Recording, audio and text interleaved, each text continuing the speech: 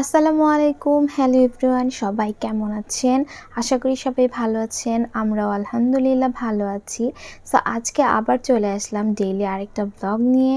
আর আজকের ব্লগটা শুরু হয়েছে চা দিয়ে। সো আমাদের সাথেই থাকেন। আমরা চাটা রেডি করে নিয়েছি আর এইদিকে আম্মু কাটাকুটি করতে বসেছেন। আজকে হচ্ছে 2টা তরকারি রান্না করবেন, মাছ আর মুরগি। যেহেতু আমার ননদ আর আমার হাজব্যান্ড মুরগি পছন্দ করেন, ওনাদের জন্য আম্মু মুরগি আলাদাভাবে পাকাচ্ছেন আর আমি আর আমার শাশুড়ি হচ্ছে মাছ খাবো। সো এই যে আম্মু দুইটাই একসাথে রান্না করতে বসিয়ে দিয়েছেন। এক চুলায় হচ্ছে মুরগি রান্না করবেন আর একটাতে হচ্ছে মাছ রান্না করবেন। তো মুরগিটা আজকে একটু স্পেশালভাবে রান্না করবে, যেটা আপনাদেরকে ভিডিওর মধ্যে দেখাবো অবশ্যই। আর মাছটা আম্মু রান্না করবে বড়া দিয়ে, আর সবজিও আছে সাথে। আর এখানে আম্মু সবজিটা দিয়ে দিয়েছেন। সবজি ছিল হচ্ছে সিম, বেগুন আর হচ্ছে আমাদের দেশের বাড়ি থেকে পাঠানো হয়েছিল মাটির আলু, সেই আলু দিয়ে। সো এই যে সবজিগুলো যখন হয়ে আসবে তখন আম্মু বড়া দিয়ে দিবেন। আর এইদিকে আম্মু মুরগির জন্য মশলাটা ভালো করে ভুনে তারপরে এর মধ্যে মুরগি দিয়ে দিবেন। আর হচ্ছে মুরগিটা স্পেশালভাবে রান্না করবেন বলার কারণ হচ্ছে উত্তরবঙ্গের দিকে আমার শ্বশুরবাড়ি হচ্ছে রংপুর গাইবান্ধাতে। ওখানে মুরগির তরকারিতে আস্ত রসুন দিয়ে দেয়। এই রসুনটা আগে কখনো টেস্ট করিনি, তো শ্বশুরবাড়িতে আসার পরে আমার শাশুড়ি মা আমাকে টেস্ট করিয়েছেন ফার্স্ট। আলহামদুলিল্লাহ অনেক টেস্টি। আর এইদিকে আম্মু মাসকালের ডালের বড়াটা ভেজে নিচ্ছেন। মাসকালের ডালের বড়াগুলো আসলে মাছের পাশে দিয়ে খেতে বেশি টেস্ট হয়। আর হচ্ছে এই যে বড়াটা ভাজা হয়ে গিয়েছে, এখন মাছের মধ্যে এটা দিয়ে দিবেন। আর এদিকে এই যে আম্মু রসুনগুলো আস্তে আস্তে দিয়ে দিচ্ছেন আর আলু দিয়ে দিচ্ছেন। এভাবেই থাকবে রসুনগুলোকে আর ভাঙবে না।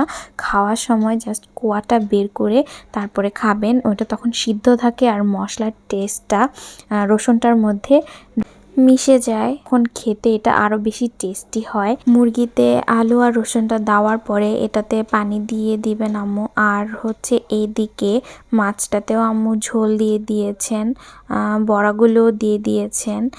আর এই ছিল আজকে আমাদের রান্না বাড়ার পর্ব।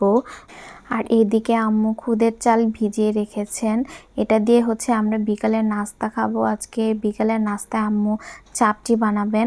আর এদিকে আমাদের কিটিকে খাবার দিয়েছে, ওর খাবারে মাছ ছিল না, এই জন্য খাবে না, বারবার আম্মুকে বলছিল, বোঝানোর চেষ্টা করছিল। আর আমাদের তরকারিও এদিকে রেডি হয়ে গিয়েছে। এই তো পরিবেশন করা হয়ে গিয়েছে, সব রেডি। এবার হচ্ছে আপনাদের একটু দেখাই যে কালারটা কেমন এসেছে। আর এই যে এখানে টমেটোর সালাদটা, কাঁচামরিচ আর পেঁয়াজ দিয়ে মাখানো এই সালাদটা আমাদের সবারই অনেক প্রিয়। আমার তো বেশ ভালো লাগে এটা খেতে। আর হচ্ছে রান্নাবান্না করার পরে আমাদের আরও কিছু কাজ ছিল, সেগুলো আমরা সেরে নিয়েছি। তারপরে আমরা এখন খাওয়া দাওয়া করব। এইদিকে মুরগিটার মধ্যে যে রসুনটা আস্ত রয়েছে সেটা আপনাদের একটু দেখি। সবাই অলরেডি খেতে বসে পড়েছে, আমি বেবিকে খাইয়ে ঘুম পাড়িয়ে এসেছি। আর এই মুরগির তরকারিতে রসুনটা এভাবে খাওয়াটা যে কি মজার, আসলে না খেলে বুঝবেন না, অনেকেই খায় না। আর এই যে দেখেন রসুনটা যেমন ছিল তেমনই আছে, শুধু নরম হয়ে গিয়েছে। আর এটা খেতেও অনেক টেস্টি। তো খাওয়া দাওয়ার পরে আমরা একটু দুপুরবেলা রেস্ট নিয়েছি। আমরা দুপুর আসলে ঘুমাই না, একটু রেস্ট নেওয়ার পরে আমরা বিকালবেলা ছাদে চলে এসেছি। আমাদের ছাদ বাগানটা আপনাদের একটু ঘুরে দেখাই। এইটা হচ্ছে মালটা গাছে এখনও মালটা হয়নি। আর এটা আমাদের ছোট একটা আম গাছ, এটাতে মাশাআল্লাহ অনেক মুকুল আছে।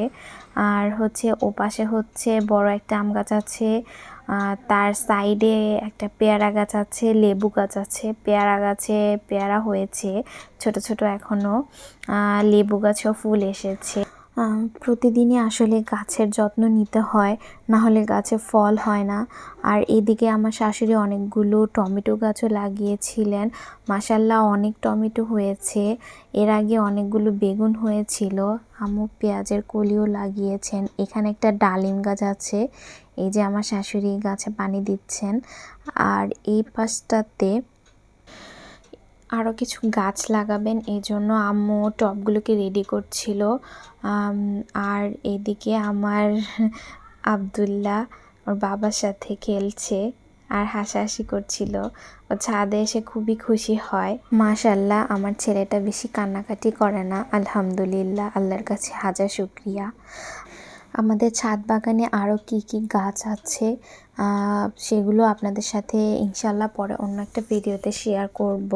সো এই ছিল আমাদের আজকে সারাদিনের ব্লগ। আমাদের ব্লগটি যদি আপনাদের ভালো লেগে থাকে তাহলে অবশ্যই সাবস্ক্রাইব মাই চ্যানেল, অ্যান্ড আপনারা কেউ যদি আমার ফেসবুক পেজ থেকে দেখে থাকেন তাহলে লাইক অ্যান্ড ফলো দিয়ে আমাদের পাশেই থাকবেন। টিল দেন, আসসালামু আলাইকুম, আল্লাহ হাফেজ।